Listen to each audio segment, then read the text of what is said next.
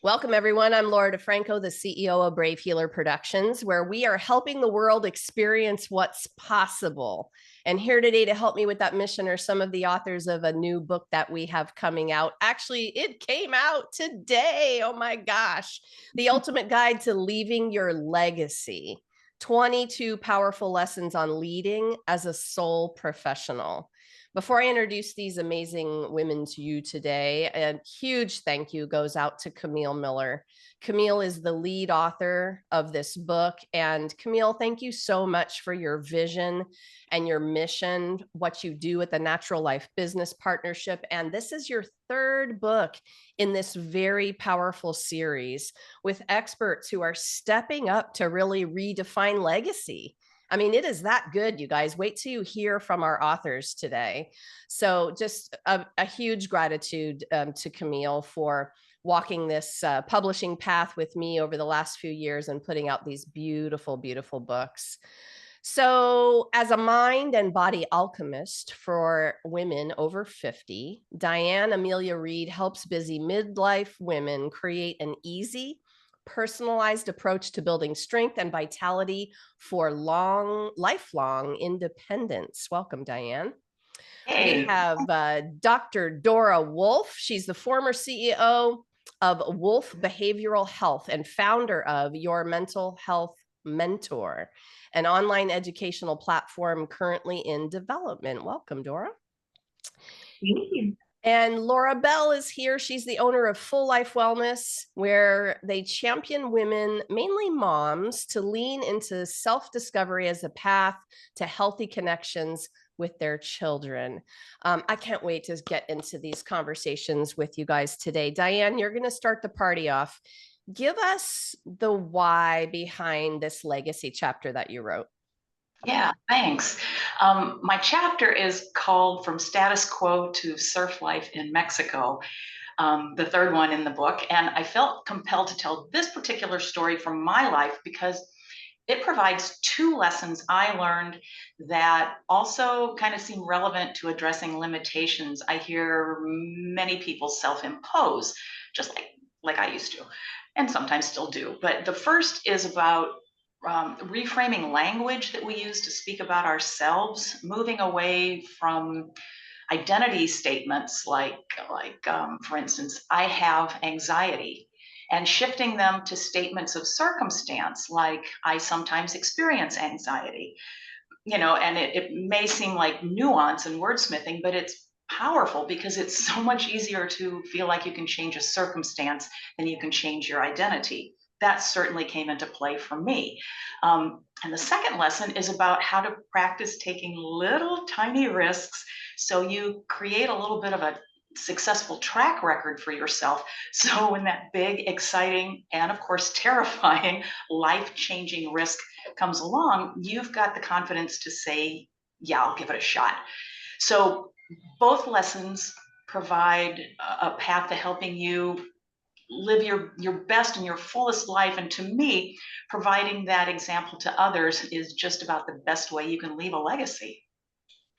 All right, so let's back up a little bit to this subtle word shift. This is so important, you guys. I call it a ninja move of awareness because I believe, and I think probably Diane will agree, you're creating your life in every statement you make about yourself. So, Diane, tell us more about why that's so important. Like, I loved the anxiety one that you gave as an example. What have you seen this do for people? Well, what I've seen it do for me is literally change my life. And as I work with others, I see it happen there too, particularly in one of the areas I work in, which is women's fitness over 50. And we often come into that age with some real fixed ideas about what our bodies will and won't do. And I hear so many women start with me saying, oh, I can't. And we start reframing to, well, what can you do? And as we start just switching from can't to can, the whole perspective changes and a success trajectory emerges. Because when you are thinking, what can I do? What can I do? It's like putting that question into Google. You're going to get answers to that question as opposed to saying, well, what can't I do? Because that's a whole different list and not one that's very helpful. Just a moment on the risk taking, because this is another really powerful, powerful topic. I think you said tiny risks, right? Take small ones, take the small steps first. So it builds a muscle, right? Tell us Right. more. No need for bungee jumping, unless that's your jam. No, But thanks. yeah, I'll do a lot, but bungee jumping isn't one of them. Risk is different for everyone. Some people would be terrified to bungee jump, and some people are like all up on it, but they wouldn't take themselves out to dinner alone in a fancy restaurant because that just feels way too risky. So it's about finding those little risks that feel just the other side of your comfort zone and giving it a shot. And with every time you do that, you re-identify. Yeah, you re-identify yourself as someone who can do those things. Yeah, I can do that. I did that. Maybe I wasn't, it scared me and I didn't like it at first, but then it wasn't so bad. And bottom line, I did it. What next? I love it. Thank you, Diane. Thank you for being here today and sharing with everyone. Thank you. Um, yeah, in a moment, you have even the light bulb of that goes something like, oh, I feel like that's risky. Why? Yeah. This can be life changing, you guys. And so I love how we're kicking this off today. Dr. Dora Wolf, what's the why behind this legacy chapter for you? Well, it's kind of an interesting story. I met Camille actually when she was doing her last book, and she asked me to be a part of it, and life circumstances just got in the way, and I wasn't able to. And before I had even heard about this book, I had been sitting and contemplating this idea of legacy. And I think as we get into our fifth decade of life, these topics start to, surface, and we start to think about this. And so I was, like I said, I was thinking about this, and it was no more than 48 hours later that Miss Camille sent out the email and said, "Hey, do you want to be a part of this book?" And I jumped at the chance and I said, "Absolutely, this is exactly what I've been thinking about." And she just let me know recently I was the first one to sign up, because it was something very near and dear to my heart that I had been thinking about. And it all has to do with my kids. And it was this idea of, as you start to think about your legacy, many of us think about, the materialistic sort of things, the things you leave in your will or a trust or whatever it is that you may develop throughout your career. But to me, legacy is very much about who we are as people, and what we want to pass down to future generations regarding our sense of self and who we are in the world. And so that really got me excited about this project, that I would have the opportunity to really speak to my children and have something in writing in terms of what I wanted to ensure I pass down to them. Oh, those kids, they get us, don't they? Uh, so, you know, um, what you said earlier about your decades roll along, and it seems like now in this time of life we start to think about these topics. But what you made me think about was, wow, what if we thought about that a little earlier, or even just understood the topic earlier, because so many young people put so much importance on the material stuff, right? And so, like, what matters the most about that? What do you want them to know, those youngins? Well, I just that, right? We spend so much time, I think, and especially in this world of materialism, trying to get things and accrue more and achieve more. And I think that the older we get, the more we realize how little all of that truly matters. And what matters is, again, who we are in the world, how we have presented ourselves in the world, And so by being able to do this, my kids are still relatively young. My son is in his 20s. I have a 17-year-old daughter. I'm really hoping to, it started a lot of conversation, and it was a way for me to really talk to my kids about this, and then hopefully put something in writing that is not only for them, but somebody else out there who, may happen across it, and get them to start to think about who they are and what truly matters to them in their lives. I love that it started conversations for you. Like, you win. Even if that's the only thing that happens, because that great conversation can be completely life-changing, just a perspective change. I love that so much. Dora, thank you so much. Thanks for saying yes. Thanks for being the first one. I love it. Well, thank you. All right, Laura, tell us, what's the why behind your chapter? Oh my gosh, it's big. My chapter is a parent's resource, how to navigate a child's desperate behavior. I in my bio in the book, you'll see that I started out, I was working as an interior decorator of sorts. I was designing, building window treatments and so forth. But an experience in my life shifted me dramatically. One of my daughters was experiencing anorexia. So I never thought I would share that story publicly the way I did. However, the stress that parents are under and the life-changing results that I was able to experience together with her, especially the way I approached it, I felt like it was important for people to hear this story and see that things happen.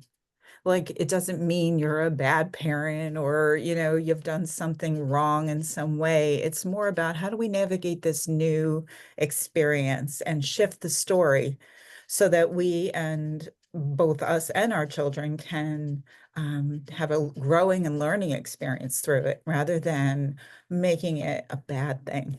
So that's why I shared it. It's so hard, isn't it? Just carrying on now this conversation about being a parent and moving through these things. I loved how you said what Diane modeled earlier. She was experiencing this, right?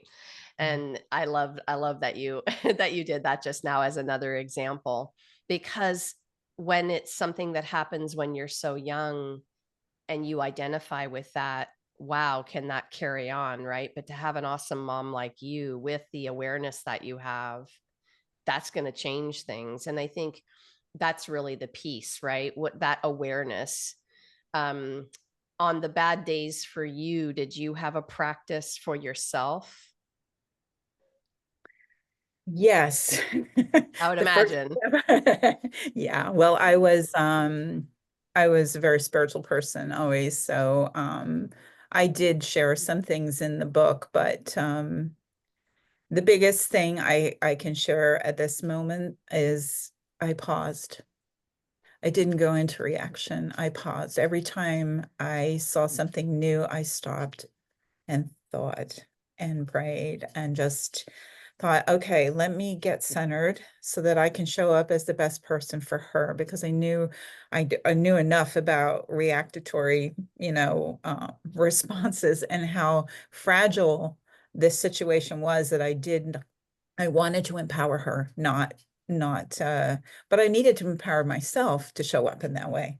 I had to first feel empowered in order to. And so then, the as the chapter brings out, the course of actions I took for myself made a difference in how I could be with her rather than um yeah, I stood beside her and empowered her instead of um shame, not just shaming her, but telling her what to do, like all the things. I wanted it to be her idea. So I learned how to think and then question her and, ask questions. I Yeah. mean, people, these are ninja moves. And I am gonna, like, we talk about it like it's so easy, and we've been in it and we've been practicing. You all are master teachers.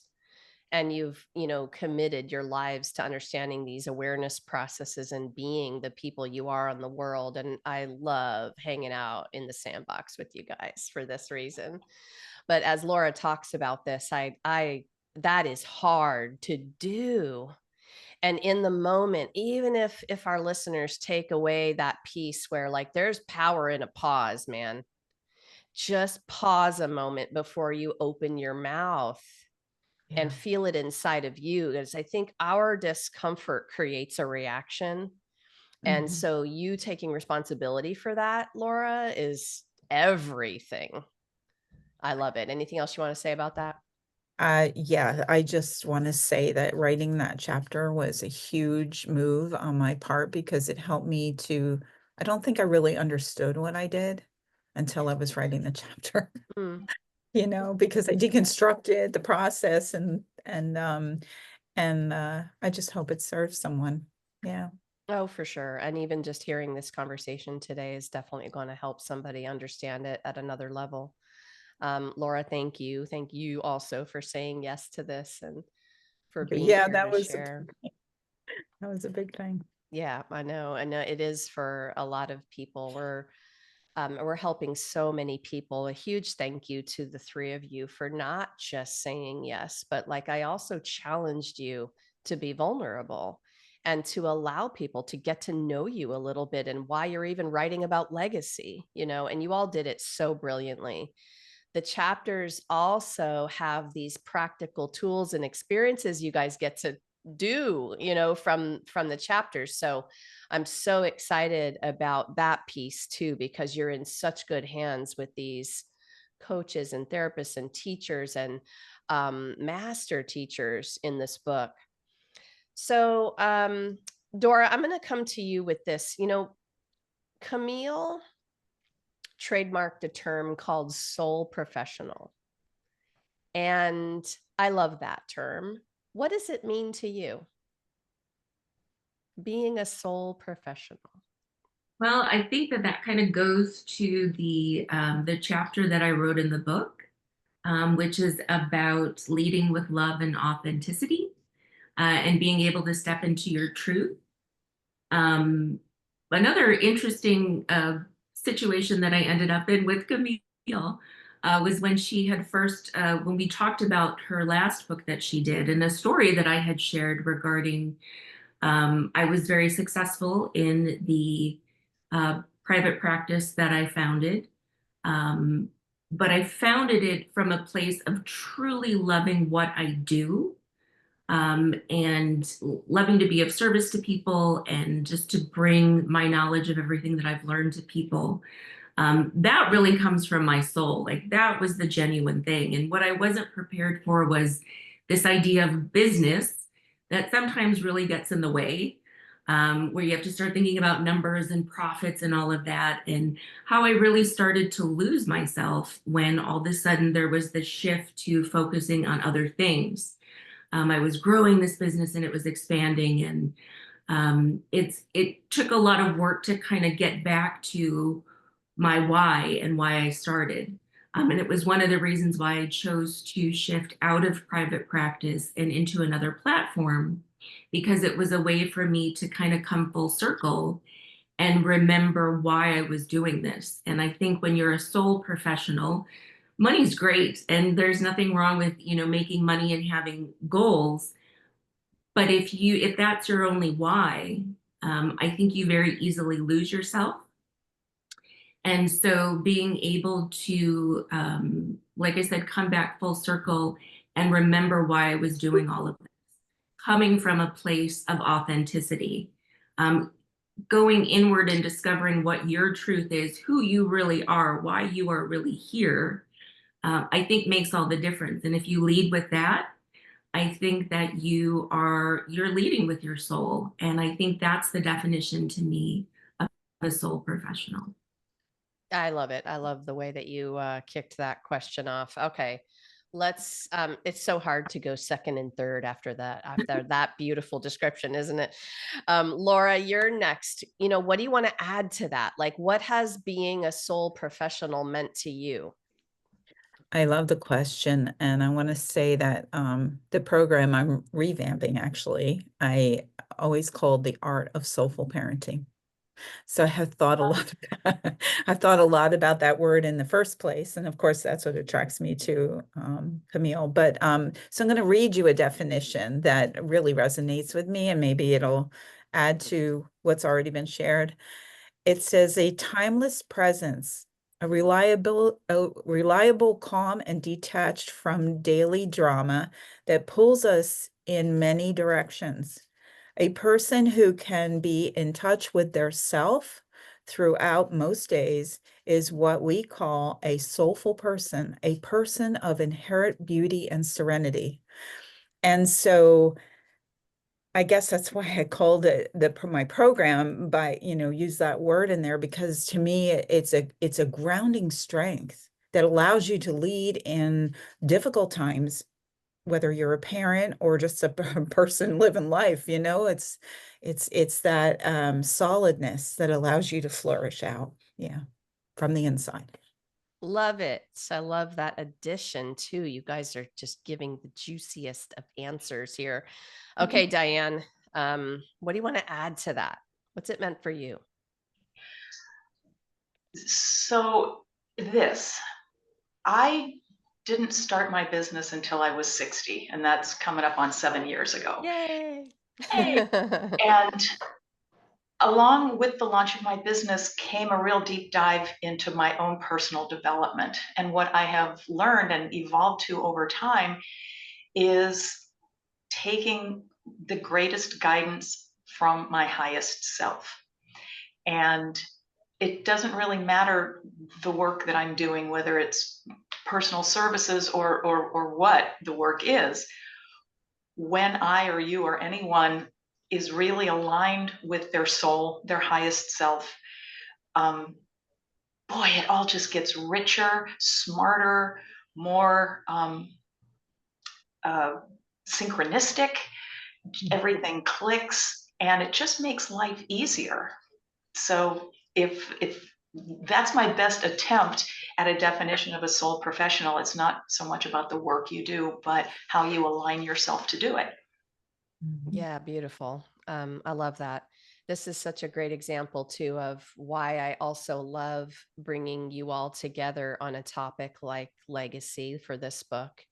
We really need all of the ways you're all talking about it. We need your unique voice and definition. We need it in exactly the way only you can express it. And so it's why I love these books that will definitely resonate with you, our readers, in terms of the way that somebody is saying it, or the little spark or the light bulb you need to have.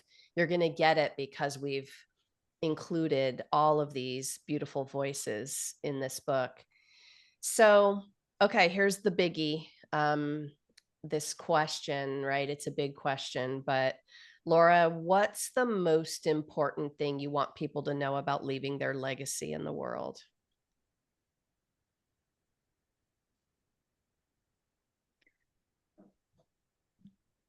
I think so a legacy, it's already in you. It's already in you. And it's the inside discovery that allows you to flourish on the outside. So if you get to understand who you are, and then you just be that, there is your legacy. There it is. I love that answer. It's not always so easy, is it? Just, that self-discovery. I'm going to back up to one. I think two of you were talking about this before, but when you decide to open up a business, whether you knew it or not, you have been shoved onto a self-development journey. Right. So most people don't go like, yeah, I want to be an entrepreneur because I'm going to be doing the hardest work of my life, they do it for time and money freedom. And that's even funny sometimes if you think about how hard we work as entrepreneurs, right? But I love that. And I love also that all of you are helping people on that journey. Diane, how about you? What's the one thing you want people to know about leaving their legacy? that in all of time, before, now, or after, there will only be one you, and it matters. So, dovetailing on the message, be your authentic self. Seek out the gifts that you landed on this planet to deliver, and make it happen. It's not selfish. It's not selfish. That's what I hear so often. It's important. The world needs your unique special gifts. That's your legacy, and getting to do that is fun. And again, really, really important, not just for yourself, but the example you lead and the positive impact you make on the world. Yeah, it matters for sure. I love that. Okay, Dora, you're going to close us out today with this last question. What's that one thing that you want people to know about leaving their legacy? Well, first, I'd like to say I think that I completely agree with what the other two ladies have said, and said very beautifully. We have talked a lot in the word alignment, which is one of my favorite words. We have used that a lot. I think that, again, it goes back to discovering who you are and what your why is in the world, and aligning with that, leading with that. And if I could ask people to do one thing, it would be to do it sooner rather than later. Figure it out now. It's important now. Who you are is central to everything that you're going to do in this world and what matters to you. So take the time to discover that. I love it. Oh my goodness, ladies. Powerful, powerful conversation. I am thinking of one last thing on this.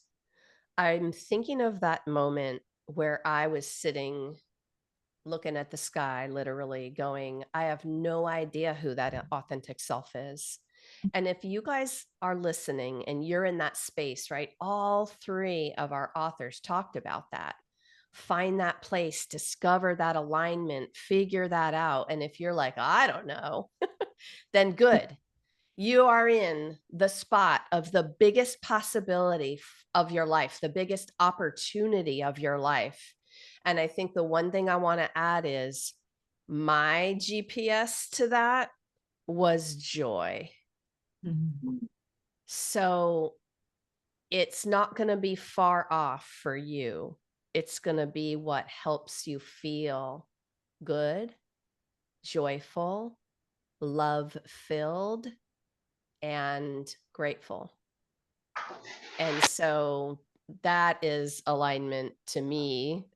So I loved that y'all talked about it. There you go.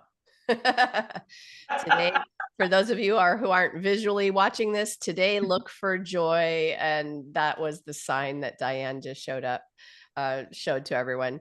So authors, thank you so much. Thank you for what you do in the world. And thanks for being here today to share it with everyone. Thank you, ladies. Thank you. Thanks.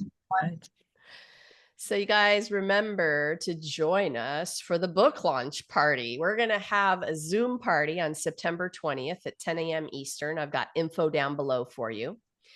Maybe you heard something today that like sparked your interest or gave you the goosebumps, or you have a question or you want to continue the conversation. This is way more than a book. This is a generous community of experts. Drop down into the show notes. I have all of our authors hooked up with their websites, and explore, see what they're up to in the world, check out their programs and all of the different things. It's a lot of awesome there. And you can actually go grab your copy of The Ultimate Guide to Leaving Your Legacy today, you guys. Hop over to Amazon. I've got the link down below for that. Grab your copy of this beautiful book. And lastly, remember, your words change the world when you're brave enough to share them. So it is time to be brave. See you next time, everyone.